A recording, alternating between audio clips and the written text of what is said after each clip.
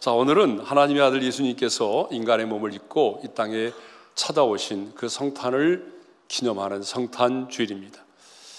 여러분, 성탄이 무엇입니까? 말씀이 육신이 되어 우리 가운데 거하시는 날입니다. 그래서 요한은 오늘 본문 14절에서 이렇게 말씀을 하고 있습니다. 말씀이 육신이 되어 우리 가운데 거하시매라고 말하고 있습니다. 따라서 하겠습니다. 말씀이 육신이 되어 우리 가운데 거하시매. 그러므로 여러분, 인류 역사에 이보다 더 중요한 사건은 없었습니다.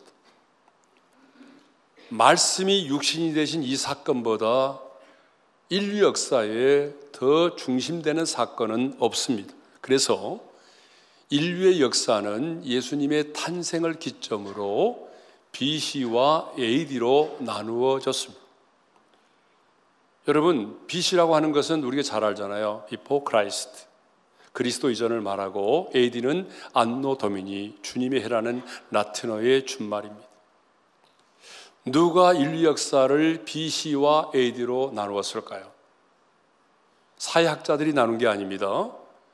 예수 그리스도의 탄생입니다.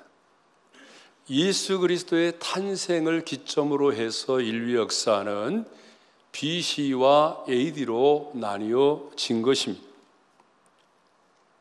이것을 보게 되면 예수 그리스도가 이 세상 역사의 주인이심을 알 수가 있습니다. 여러분, 인류 역사를 보게 되면 창조와 종말이 있습니다. 이 창조와 종말에 있어서 시간의 중심이 아니라 역사의 중심 사건이 뭐죠? 예수 그리스도의 탄생입니다. 그래서 구약의 역사도, 아니 아담의 타락 이후에 인간의 모든 역사는 예수 그리스도의 탄생을 향하여 달려왔습니다. 여러분 믿으시죠? 예, 좀 반응을 보이시기를 바랍니다. 예. 그리고 예수님께서 이 땅에 오시고 구원을 성취하시고 난 이후에는 다시 오실 예수 그리스도를 바라보면서 인류 역사는 달려가고 있습니다. 그러니까 예수 그리스도가 성경의 주제일 뿐만 아니라 예수 그리스도의 탄생이 역사의 가장 중심되는 사건이 되는 것입니다. 성경은요, 구약과 신약으로 되어 있는데, 구약은 예언을 담고 있고 신약은 성취를 담고 있습니다. 그렇죠? 네, 여러분 좀 반응을 보이셔야 제가 이해를 하는지 안 하는지, 넘어가야 될지 또 다시 반복해야 될지를 알 수 있어요. 네. 그래서 구약은 무엇에 대하여 예언을 하고 있느냐 그러면 오실 메시아에 대하여 끊임없이 예언하고 있습니다. 자, 창세기 3장 15절을 보게 되면 여자의 후손으로 오실 것이다 라고 예언되어 있고, 그리고 사무엘하 7장을 보게 되면 바로 다윗의 혈통으로 오실 것이다 라고 예언되어 있고, 그리고 우리가 잘 아는 말씀 미가서 5장 2절을 보게 되면 그 메시아가 베들레헴 땅에서 탄생하실 것임을 예언하고 있고요.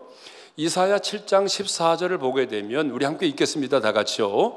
보라, 처녀가 잉태하여 아들을 낳을 것이요 그의 이름을 임마누엘이라 하리라.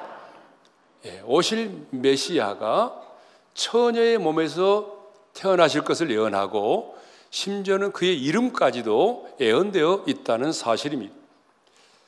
여러분, 이사야서를 보게 되면 메시아에 대하여 아주 구체적으로 예언이 많이 되어 있는데, 오실 메시아가 어떠한 사역을 감당하실 것이고, 그리고 오실 메시아가 어떤 성품을 가지게 될 것이고, 그가 어떻게 죽으실 것과 어떻게 장사 지낸 바 되실 것까지라도 너무 소상하게 자세하게 예언되어 있다는 것입니다.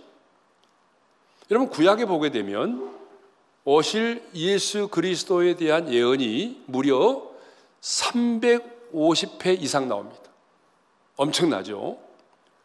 그런데 여러분, 350회 이상 나오는 예수 그리스도에 대한 예언이 역사 속에서 정확하게 그대로 성취가 되었다는 사실입니다.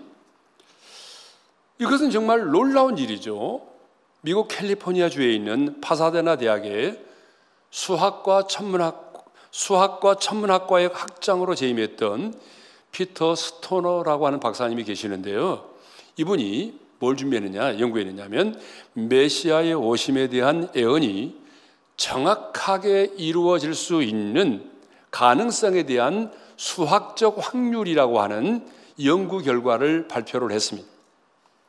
자, 방금 제가 말씀드렸잖아요. 오실 예수님에 대한 예언이 무려 350여 개가 있다고.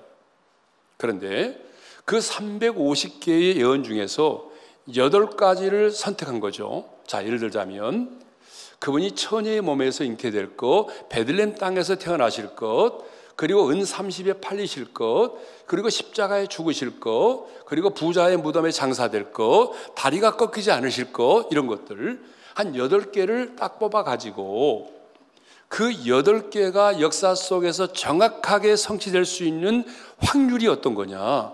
그럴 때에 수학적입니다. 수학 잘하신 분 계산해 보세요. 10의 17승분의 1이라고 하는 거예요. 10의 17승분의 1. 다 수학을 못 하시는 것 같아요. 저도 수학을 못 하죠. 예. 그래서 저희 장인이 수학 선생님이셨는데 수학 선생님 별로 좋아하지 않습니다. 10의 17승분의 1입니다. 그러면 10의 17승분의 1이라고 하는 게 감이 안 옵니다. 감이. 이것을 이분이 어떻게 설명했는가 하면 10의 17승분의 1이라고 하는 것은 이런 거라는 거예요. 제가 여기 오기 전에 텍사스에서 집회를 했거든요. 근데 여러분 텍사스가요 얼마나 넓은지 몰라요. 예? 우리나라 대한민국의 7배. 그러니까 너무 광활한 땅이죠. 그런데 그 넓은 땅을 은돈 1불짜리를 만들어서 150m의 높이로 까는 거예요. 참고로 제가 키가 178입니다. 예. 그러면 150이라고 그러면 요 정도 된다고 그러더라고요. 요 정도. 그죠? 요 정도의 두께로 은돈을 그 광활한 텍사스 지역에 쫙 까는 거예요. 어마어마하겠죠? 예. 감이 안 오시는가 봐요. 저쪽 뒤에 있는 분들은. 저 뒤에 있는 분들은 좀 반응을 보여보세요. 이 정도의 높이로 은돈을 텍사스에 다 까는 거예요. 그런데 그 중에 하나를 딱 골라가지고 표시를 하는 거예요. 빨갛게 별을 그린다든지 아니면 텍사스 마크를 한다든지. 그래서 하나를 집어넣어 놓고요. 한 사람을 불러가지고 그 사람의 눈을 가린 다음에 무조건 뛰어가서 마음대로 뛰어가서 딱 하나를 골라는데 잡히는 확률이 뭐예요? 이게 17승분의 1의 확률이에요. 이제 감이 오시죠? 이제 저쪽 보니까 표정이 좀 밝아지고 계시는데 맞아요. 이게 10의 17승분의 1입니다. 그러니까 한 사람에 대한 예언 8가지가 그 인생 속에서 성취될 수 있는 확률이라고 하는 게 10의 17승분의 1이에요. 그런데 우리 예수님에 대한 예언은요 8이 아니라 300개가 넘어요. 그 300여 개가 넘는 예언이 역사 속에서 그대로 이루어졌다는 사실입니다. 그러니까 예수님은요 어느 날 갑자기 태어나신 분이 아니에요. 구약 성경에 수없이 많은 예언이 있고 그 예언의 성취로 예수 그리스도가 이 세상 가운데 오셨다는 것입니다. 아멘이죠? 예. 그 오늘 본문은 말씀이 육신이 되어 우리 가운데 거하심에라는 말로 시작을 하고 있습니다. 자, 무엇이 육신이 되었다라고 말씀하고 있나요? 예, 드디어 이제 입이 열리기 시작했어요. 자, 무엇이 육신이 되었어요? 말씀이 육신이 된 겁니다. 그러면 여기서 말씀은 누구를 의미할까요? 자, 여기서 말씀은 뭘 말하죠? 누구죠? 성자 예수님, 예수 그리스도를 말하는 것입니다. 그런데 성자 예수님, 예수 그리스도를 왜 말씀이라고 표현했을까요? 말씀이라고 하는 이유가 있습니다. 그것은 하나님께서 말씀으로 세상을 창조하셨고 또한 말씀을 통해서 하나님은 자기 자신을 우리 가운데 계시하셨어요. 그렇죠? 말씀을 통해서 계시하시고 하나님은 끊임없이 말씀을 통해서 당신의 형상대로 지음받은 우리 인간들과 소통하시고 교제해 오셨어요. 그래서 말씀이 육신을 입고 이 땅에 오신 거예요. 또 예수 그리스도를 말씀이라고 하는 이유는 그것은 뭐냐 그러면 하나님은 육체적인 형상이 없다는 것을 증명해 보이기 위해서요. 그래서 예수 그리스도를 말씀이라고 하는 겁니다. 그러면 말씀이신 예수님은 어떤 분이십니까? 말씀이 육신에 우리 가운데 오셨는데 그 말씀이신 예수님은 어떤 분이냐 그러면 첫째로 태초부터 존재하신 분입니다. 언제부터요? 태초부터. 그래서 요한복음 1장 1절에 뭐라고 되어 있나요? 다 같이요. 태초에 말씀이 계시니라. 이 말씀이 하나님과 함께 계셨으니 이 말씀은 곧 하나님이시니라. 그런데 성경에 태초라는 말이 또 나오죠. 언제 나와요? 창세기 1장 1절. 예, 저 가운데 있는 분들은 성경을 잘 안 읽으신가 봐요. 창세기 1장 1절에 나오죠. 거기 뭐라고 되어 있던가요? 태초에 하나님이 천지를 창조하시니라. 그러면 창세기 1장 1절의 태초와 요한복음 1장 1절의 태초는 어떻게 다르냐?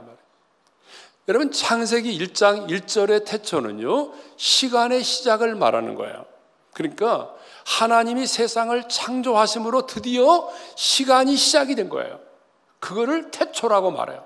그러면 요한복음 1장 1절의 태초는 뭐냐면 시작되기 이전의 영혼을 말하는 것입니다. 그러니까 예수 그리스도는 이 세상을 창조하기 이전에 이 세상의 시간이 시작되기 이전부터 존재했던 영원부터 존재하신, 그래서 하나님과 함께 계신 하나님이시라는 것입니다. 여러분, 이거 정말 신기한 일이잖아요. 예수 그리스도는 이 땅에 태어나심으로 존재하신 분이 아니라 영원부터 존재하신 하나님이십니다. 두 번째로 그분이 어떤 분이냐 그러면 창조주 하나님이라고 되어 있어요. 자, 말씀을 우리 읽겠습니다. 요한복음 1장 3절과 10절의 말씀을 같이 읽겠어요. 시작. 만물이 그로 말미암아 지은 바 되었으니 세상은 그로 말미암아 지은 바 되었으되. 그러니까 예수님은 세상을 창조하신 창조주 하나님이십니다. 세 번째로 그분이 어떤 분이냐 그러면 생명의 근원이 되신 분입니다. 생명의 근원이다. 그래서 오늘 4절의 말씀을 보니까 이런 말씀이 있네요. 다 같이 시작. 그 안에 생명이 있었으니 이 생명은 사람들의 빛이라. 여러분, 그 안에 생명이 있었다라는 말은 무슨 말인가 하면 예수님이 모든 생명의 근원이 되신다는 말입니다. 여러분, 하나님이 창조하신 이 세상 속에 모든 생명의 근원은 예수 그리스도이십니다. 예수 그리스도가 생명의 근원이십니다. 그러니까 우리가 가지고 있는 이 육체적인 생명도 또 우리가 영적인 영원한 생명도, 영생도 그 근원이 누구시죠? 바로 생명의 근원 되신 예수 그리스도이십니다. 그래서 예수님은 요한복음 11장 25절 26절에서 이렇게 말씀하셨습니다. 다 같이요. 나는 부활이요 생명이니 나를 믿는 자는 죽어도 살겠고 무릇 살아서 나를 믿는 자는 영원히 죽지 아니하리니 이것을 내가 믿느냐. 여러분, 내가 곧 나는 뭐예요? 부활이요 생명이라고 말씀하셨습니다. 또 예수님은 뭐라고 말씀하십니까? 내가 곧 길이요 진리요 생명이다라고 말씀하셨습니다. 인류 역사에 여러분, 자신을 이렇게 말씀한 사람이 있습니까?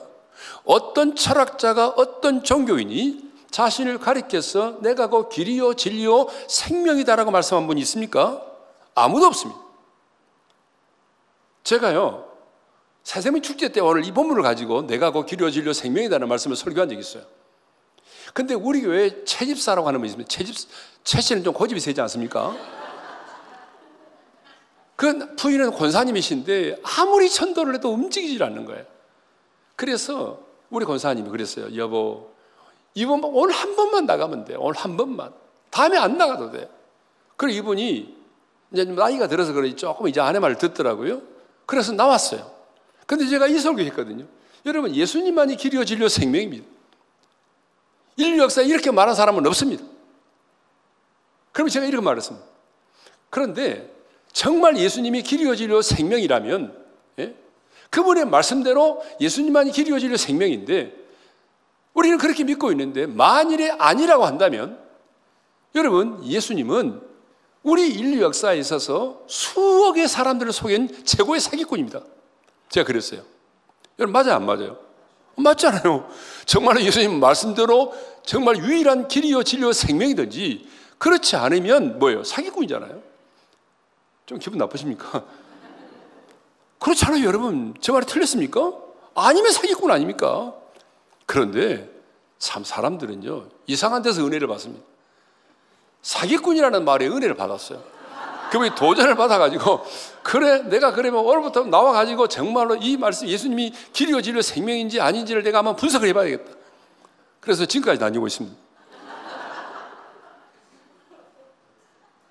여러분, 기독교는 엄밀하게 말하면 종교가 아닙니다. 기독교는 엄밀히 말하면 생명입니다. 그래서 사도 요한은 요한일서 5장 12절에서 이렇게 말하고 있습니다. 다 같이요. 아들이 있는 자에게는 생명이 있고 하나님의 아들이 없는 자에게는 생명이 없느니라. 이렇게 말하면 어떤 분들이 저에게 이런 질문을 하더라고요. 목사님, 여기서 아들은 예수 그리스도를 말하잖아요. 그렇죠? 그런데 아들이 있는 자에는 뭐가 있다고 그랬어요? 생명이 있고 아들이 없는 자에게는 뭐예요? 생명이. 이쪽 동네는 별로 답이 없어요. 자, 아들이 없는 자는 생명이 없느니라 그랬잖아요. 그러면 이렇게 질문해요. 아, 목사님, 제 남편이 예수 안 믿거든요. 안 믿으면 생명이 없다고 그랬는데 제 남편 살아있어요. 어젯밤에도 술 먹고 들어왔어요. 아, 살아있는데 왜 없다고 그래요? 이렇게 말하시는 분이 계세요. 자, 이것 때문에 제가 설명을 좀 하겠습니다. 우리가 이 세상에 태어난 것은요, 부모님에 의해서 태어났어요. 맞죠? 부모님에 의해서 태어났기 때문에 지금 이 모습이 이대로 된 거 아닙니까? 견적도 많이 나오고 그러죠? 그러면 부모님에 의해서 우리가 이 땅에 태어났어요. 아무도 부모님 없이 태어난 사람이 없어요. 손 들어보세요. 아래에서 깨어나신 분 없잖아요. 그러니까 우리는 다 이 세상에 부모님에 의해서 태어난 겁니다. 그런데 부모님이 내게 물려준 생명은 두 가지 문제를 안고 있다는 거예요. 첫째는 아담으로부터 흘러오는 온죄와 죄성을 그대로 가지고 있어요. 그래서 자녀들 키우다 보게 되면 가르쳐주지 않고 과외를 하지 않아도 아이들은 스스로 알아서 죄를 짓습니다. 가르쳐주지 않아도 스스로 거짓말합니다. 여러분, 그래 안 그래요? 아담으로부터 흘러온 온죄와 죄성을 그대로 가지고 있어요. 또 부모님이 내게 물려준 이 생명은 두 번째 특징이 뭐냐 그러면 영적으로는 죽어 있고 육체적으로는 몇 년을 살지는 모르지만 몇 년을 살다가 죽을 수밖에 없는 존재로 태어난 겁니다. 이게 바로 부모님이 내게 물려준 생명입니다. 이것을 성경은 옛사람의 생명이라고 말합니다. 그런데 여러분이 어느 날 길이요 진리요 생명 대신 예수 그리스도를 영접을 했습니다. 그런데 아들이 있는 자에게는 생명이 있다고 그랬죠. 그러면 우리에게 주어진 이 생명은 어떤 거냐? 예수 그리스도를 믿음으로 말미암아 갖게 된 이 생명을 성경은 새 생명이라고 말하는데 이 새 생명의 특징이 뭐냐? 두 가지가 있어요. 하나는 죄와는 무관한 생명이다라고 하는 거예요. 그래서 하나님의 아들 예수 그리스도가 이 세상에 오실 때에 바로 처녀의 몸에서 잉태되어 오신 겁니다. 성령으로 잉태되어 오신 것입니다. 왜 그럴까요? 우리와 같이 성적인 관계를 통해서 태어나시게 되면 아담으로부터 흘러오는 온죄와 죄성을 갖게 되기 때문에 성령으로 잉태되어 오셨습니다. 그래서 그분은 죄와는 무관한 생명이죠. 뿐만 아니라 예수 그리스도는 죽음의 권세를 정복하고 부활하신 생명입니다. 죽음을 이긴 생명입니다. 그러므로 여러분, 내가 예수 그리스도를 영접하게 되면 내 안에 어떤 생명이 주어집니까? 죄와는 무관하고 죽음을 이긴 생명이 우리 안에 들어와서 그 생명으로 내가 거듭나게 되는 것입니다. 할렐루야. 그래서 우리는 두 개의 생명을 갖고 있어요.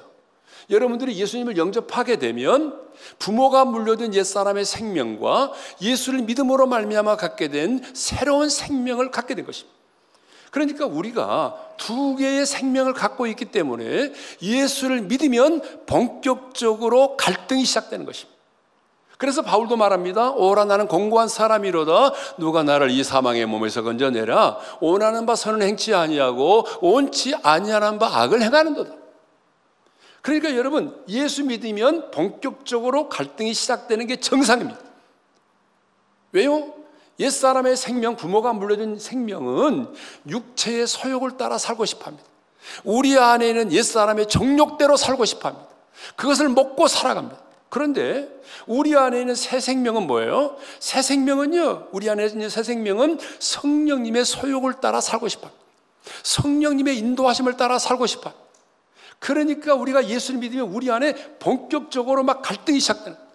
오늘 여기 올 때까지도 갈등하시면 많을 거예요. 교회를 갈까 말까, 날씨가 추운데. 날씨가 풀리면 그린처치를 갈까, 여기 지구촌 교회를 갈까. 엄청나게 갈등이 막 11조를 낼까 말까. 여러분, 엄청난 갈등이 생기는 겁니다. 그런데 중요한 사실은 이 옛사람의 생명은, 우리 안에 이 소욕은 죽지 않는다는 거예요. 저는 그래서 교회 안에서 이것을 어떻게 설명하냐면, 이 옛사람의 생명을요, 검은 불독으로 말해요. 검은 불독. 그리고 예수님 안에서 새롭게 태어난 새 생명을 하얀 강아지 새끼로 말해요. 여기서 여러분 잘 들어야 제가 이단이 안 되는 겁니다. 강사가 하는데 우리 안에 불독이 있다, 강아지 새끼 있다 말하면 큰일 납니다. 제가 지금 여러분의 이해를 돕기 위해서 하는 거입니다. 그런데 문제는 뭐냐면 이 불독은 안 죽는다는 거예요. 절대로 안 죽습니다. 언제 끝나나 이 불독과 헤어지냐 그러면 내 영혼이 육체에서 벗어나는 순간, 이 땅에서의 마지막 죽음의 순간까지도 이 불독은 안 죽어요. 그렇죠? 여러분 안에 죄질 마음이 사라지던가요? 40일 금식하니까 죄질 마음이 사라지던가요? 그렇지가 않아요. 검은 불독은 안 죽어요. 우리 안에는 옛사람의 정욕 안 죽어요. 그럼 어떻게 해야 되죠? 굶겨야 돼요. 싸대기 때려도 소용없어요. 굶겨야 돼요. 그러면 이 새 생명은, 하얀 강아지 새끼는 어떻게 해야 돼요? 잘 먹여야 돼요. 하나님의 말씀을 묵상하고 순종하고 예배하고 그러면 이 강아지 새끼가 잘 자라는 거예요. 그래서 결국은 불독은 자빠져 있고 이 하얀 강아지 새끼가 나를 인도하는 거예요. 정리를 잘 하셔야 제가 이단이 안 됩니다. 자, 시간이 없으니까 빨리 가겠습니다. 이렇게 태초부터 계신 분, 천지를 창조하신 분, 생명의 근원 되신 주님이 말씀이 육신이 되어 인간의 몸을 입고 이 땅 가운데 오셨다는 사실입니다. 그러면 왜 말씀이 육신이 되어 오셨는가? 이유가 있습니다. 이렇게 말씀하고 있습니다. 말씀이 육신이 되어 우리 가운데 거하심에. 말씀이, 예수님이 우리 가운데 오신 이유가 뭡니까? 거하시기 위해서. 거하시기. 이 거하신다라고 하는 말이 뭐냐 그러면 텐트를 친다, 천막을 친다는 의미예요. 근데 여러분, 텐트 천막 하니까 성경에 뭐가 떠오르죠? 떠오르지 않아요? 광만 생각나면 광? 여러분, 텐트를 친다고 하니까 뭘 생각납니까? 이스라엘 백성들이 모세의 지시를 받아서 애굽에서 뭘 했어요? 텐트를 쳤잖아요. 성막을 지었잖아요. 여러분 그거 생각나시죠? 성막 성전 생각나시죠? 그 성막이 완성되던 그날에 어떤 일이 벌어졌어요? 저렇게 하나님의 영광의 구름이 임재했습니다. 그래서 출애굽기 40장 35절에 이런 말씀이 있습니다. 다 같이요. 구름이 해막에 덮이고 여호와의 영광이 성막에 충만함이었더라. 여러분, 하나님은 눈에 보이지 않는 분이세요. 영이시기 때문에 온 땅에 충만하시고, 우리 눈에 보이지 않는 영이신 하나님이 자, 내가 너희와 함께 하고 있다라고 하는 것을 가시적으로 보여주는 것이 있었어요. 그것이 언약궤이고 영광의 구름이었어요. 그래서 이것을 셰키나라고 말해요. 셰키나가 뭐냐면 자기 백성 가운데 거하시는 하나님의 임재와 영광 또는 광채를 가리키는 거예요. 그래서 이스라엘 백성들은 이 성막 가운데 임재하시는 영광의 구름을 보면서 뭘 생각했을까요? 하나님이 우리와 함께하고 계시는구나. 그리고 성막이 우리보다 앞서 행할 때 하나님이 지금 우리보다 앞서 행하며 우리를 인도하고 계시는구나. 언제나 하나님을 보았어요. 하나님의 임재를 보았어요. 하나님의 영광을 보았어요. 그런데 그 성막의 실체가 되신 주님이 지금 말씀이 육신이 되어 우리 가운데 거하고 계신다는 거예요. 성막의 실체 되신 그분이 말씀이 육신이 되어 우리 가운데 오셔서 어떻게 하셨어요? 이 땅에 계시는 동안에 우리의 모든 죄를 담당하시고 십자가에 피 흘려 죽으심으로 우리의 죄값을 완벽하게 지불하셨고 부활하시고 승천하셨습니다. 그러면 완전히 우리와 이별하셨습니까? 아닙니다. 지금 영으로 우리의 몸을 성전 삼고 우리 육체를 텐트로 삼으시고 우리 안에 거하고 계시는 것입니다. 저는 막 마음이 뜨거운데 여러분이 별로 뜨겁지 않은 것 같아가지고, 말씀이 육신이에요. 주님께서 지금 우리 안에 영으로 찾아오셨습니다. 우리 육체를 텐트 삼으시고 지금 우리 안에 내주하고 계십니다. 그래서 예수님은 이 땅을 떠나시면서 뭐라고 말씀하셨습니까? 이렇게 말씀하셨습니다. 다 같이요. 볼지어다 내가 세상 끝날까지 너희와 항상 함께 있으리라. 떠나시면서 하신 말씀이 뭡니까? 내가 떠나지만 내가 영으로 내가 너희 몸을 성전 삼고 내가 너 안에 함께 하겠다는 것입니다. 그래서 하나님은 임마누엘의 하나님이십니다. 주님은 지금 우리와 함께 계십니다. 아멘. 함께 계십니다. 그런데 우리는 이 사실을 잊고 살아갑니다. 그래서 하나님이 나를 사랑하지 않는다, 하나님이 나와 함께 하지 않는다고 말합니다. 잭 테일러라고 하는 미국의 부흥사가 집회를 가면은 그분은 첫날부터 마지막 날까지가 설교가 뭔지 알아요? 임마누엘이었어요. 하나님이 우리와 함께 하십니다. 하나님이 우리와 함께 하십니다. 여러분 부흥사가 와가지고 이 설교만 계속 해보세요. 그 다음날 여러분은 안 나올 거예요. 그런데 이분은요 계속해서 이 설교를 한 거예요. 그런데 놀라운 것은 이 부흥회를 마치고 나면 성도들의 삶의 변화가 있었다는 거예요. 그래 하나님이 함께 하신다는 생각을 하니까 생각이 달라지고 어때요? 인생의 해석이 달라지고 방향이 달라지는 거예요. 예? 여러분 머리로 믿는 게 아닙니다. 신앙생활은. 예? 그러면 우리가 그 영광을 보니 그랬잖아요. 요한은 말씀이 육신이 되어 우리 가운데 거하실 때 우리가 그 영광을 보았다라고 말합니다. 14절 하반절의 말씀을 읽겠습니다. 다 같이요. 우리가 그의 영광을 보니 아버지의 독생자의 영광이요 은혜와 진리가 충만하더라. 말씀이 육신이 되어 우리 가운데 거하심에 우리가 그의 영광을 보았다는 거예요. 근데 그 영광이 뭐냐면 아버지의 독생자의 영광이라는 거예요. 이 말은 무슨 말인가 하면 아버지의 독생자의 영광은 예수님이 이 땅에 오셔서 당신이 가르치심과 사역을 통해서 우리 눈에 보이지 않는 영이신 하나님 아버지를 나타내 보여주셨다는 거예요. 그렇죠? 예수님이 오셔서 하셨던 중요한 일들 중에 하나가 하나님 아버지가 어떤 분이신가를 우리 가운데 드러내고 계시하신 거예요. 그래서 요한복음 1장 18절에 보게 되면 예수님께서 이렇게 말씀하십니다. 다 같이요. 본래 하나님을 본 사람이 없으되 아버지 품속에 있는 독생하신 하나님이 나타내셨느니라. 자신이 오신 목적이 하나님을 나타내기 위함이라는 거예요. 그리고 빌립에게 이렇게 말씀하셨습니다. 나를 본 자는 아버지를 보았느니라. 아버지를 본 자는 나를 보았느니라고 말씀하셨습니다. 아버지를 본 자는 나를 보았느니라. 그러면 구체적으로 누가 그의 영광을 보았습니까?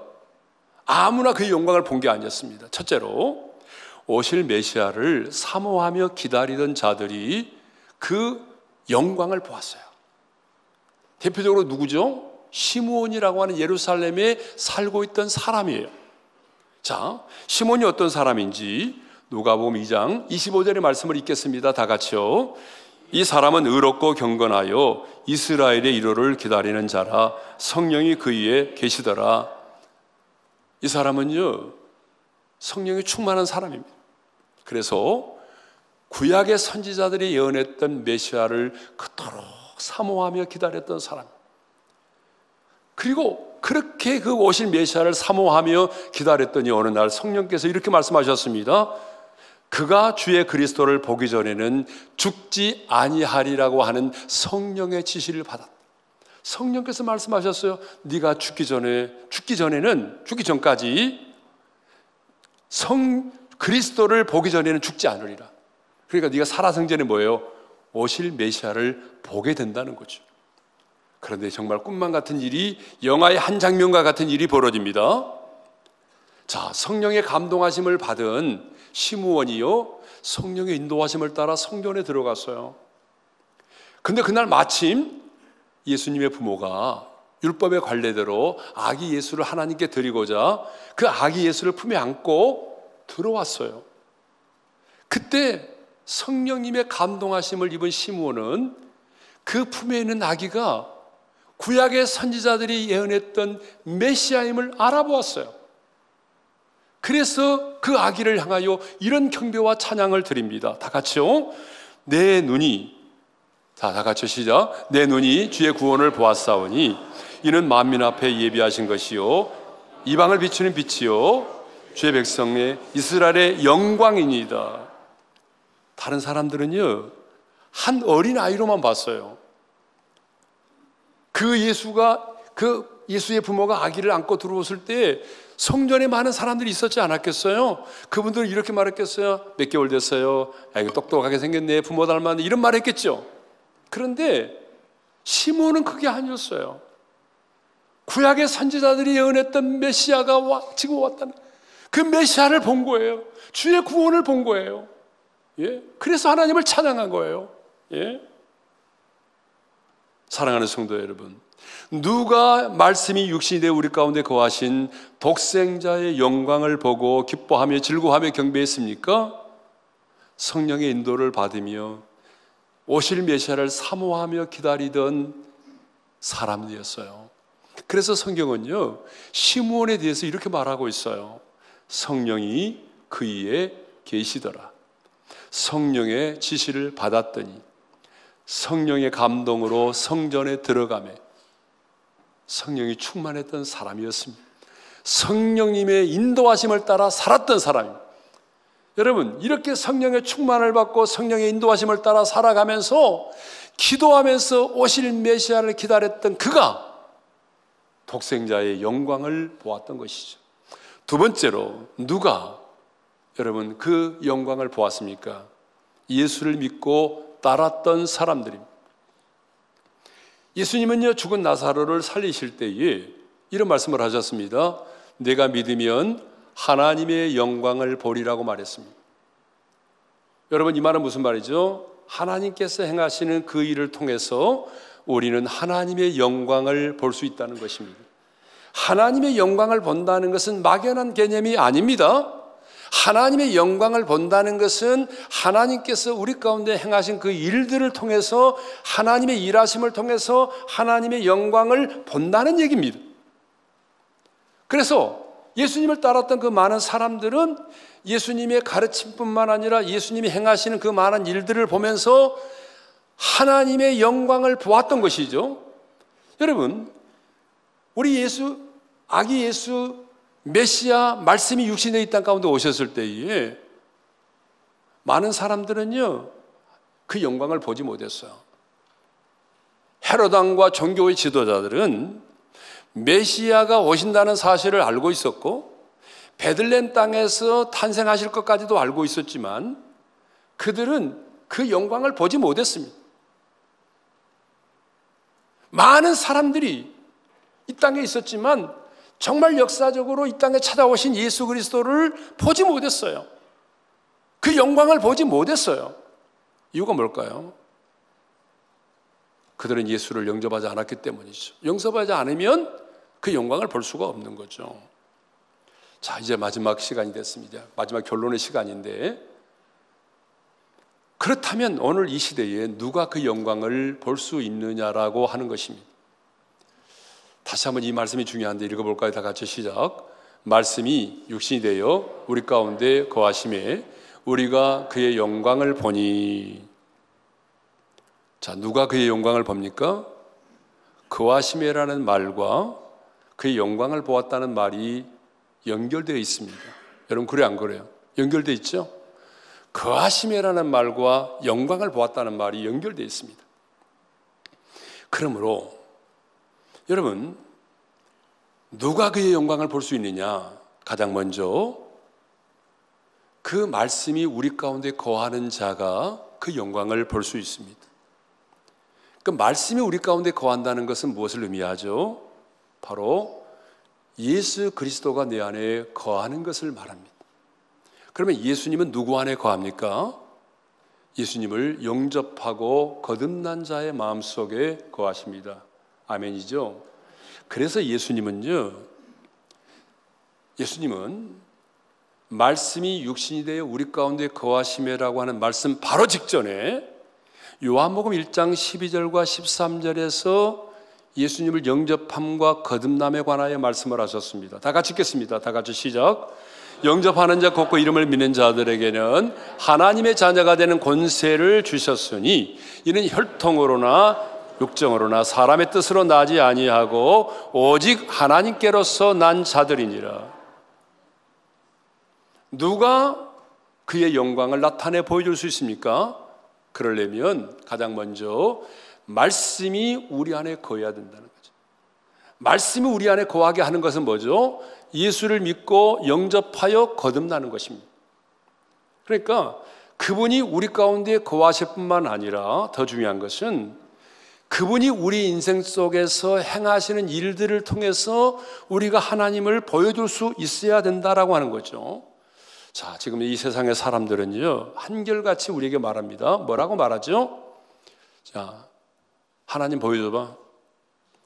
하나님 보여줘봐. 예, 주무시는 분이 있기 때문에 내가 크게 합니다. 하나님 보여줘 보라니까? 그럼 내가 믿을게. 이 세상의 모든 사람들은 우리에게 한결같이 말합니다. 하나님 어디 있어? 하나님 보여줘. 그럼 내가 믿을게.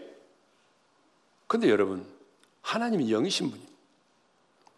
영이신 분이기 때문에 우리가 하나님을 보여줄 수가 없는 거예요. 그럼 이렇게 말합니까? 믿어봐, 믿어봐. 나도 처음에 그랬어. 이렇게 안 통하는 거예요. 여러분, 믿어봐 가지고 되는 게 아니고요. 하나님을 보여달라는 사람들에게 우리는 하나님을 보여줄 수 있어야 돼요. 눈에 보이지 않는 영이신 하나님을 어떻게 보여줄 수 있나요?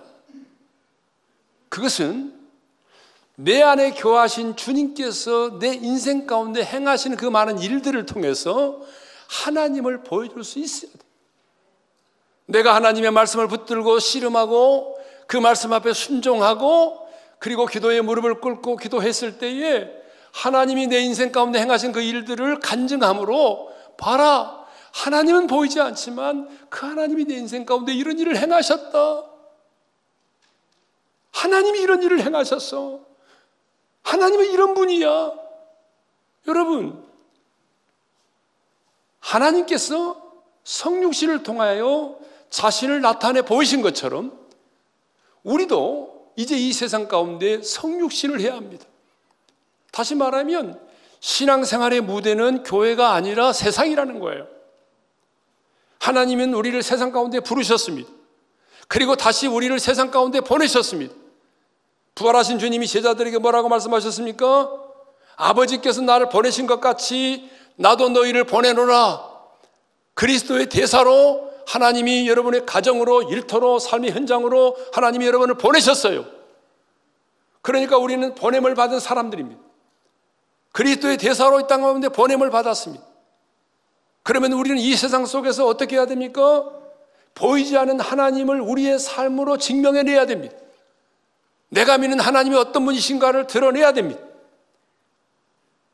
여러분, 우리는 이성적으로 하나님의 존재를 증명할 수는 없어요. 누구도 이성적으로 하나님의 존재를 증명할 수 없지만 우리는 우리의 삶으로 하나님의 존재를 증명해내야 될 사람들입니다. 그래서 성경은 우리를 그리스도의 편지라고 말하고 그리스도의 향기라고 말하는 것입니다. 어떻게 합니까? 하나님이 행하신 일들을 통해서, 그리고 하나님의 사랑을 흘러보내고 이민생활에 지쳐있고 힘들어하는 사람들을 위로하고 격려하고 그들의 눈물을 닦아주고 그들의 마음의 아픔과 상처를 달래주면서, 그러면 그들은 나를 통해서 흘러온 하나님의 사랑을 통해서 그래, 하나님은 이렇게 사랑의 하나님이구나, 하나님의 사랑을 경험하고 하나님의 위로를 경험하고 복음의 권세와 능력을 경험하고, 그래서 세상의 사람들이 우리를 통해서 그분을 볼 수 있고 그래서 하나님의 영광을 볼 수 있어야 한다는 것입니다. 이 성탄절에 주님은 우리에게 이렇게 도전하는 것입니다. 너의 삶을 통해서 나의 존재를 증명하라. 이성으로는 안 되지만 너의 삶을 통해서 하나님의 살아계심을 증명해 보이라는 거예요. 하나님이 없다고 말하는 이 시대의 사람들에게 보아라, 내가 믿는 하나님은 이런 분이시다. 그 하나님은 지금도 살아 역사하고 있다. 여러분, 그 하나님의 존재를 증명하는 여러분 되시기를 주님의 이름으로 축원합니다.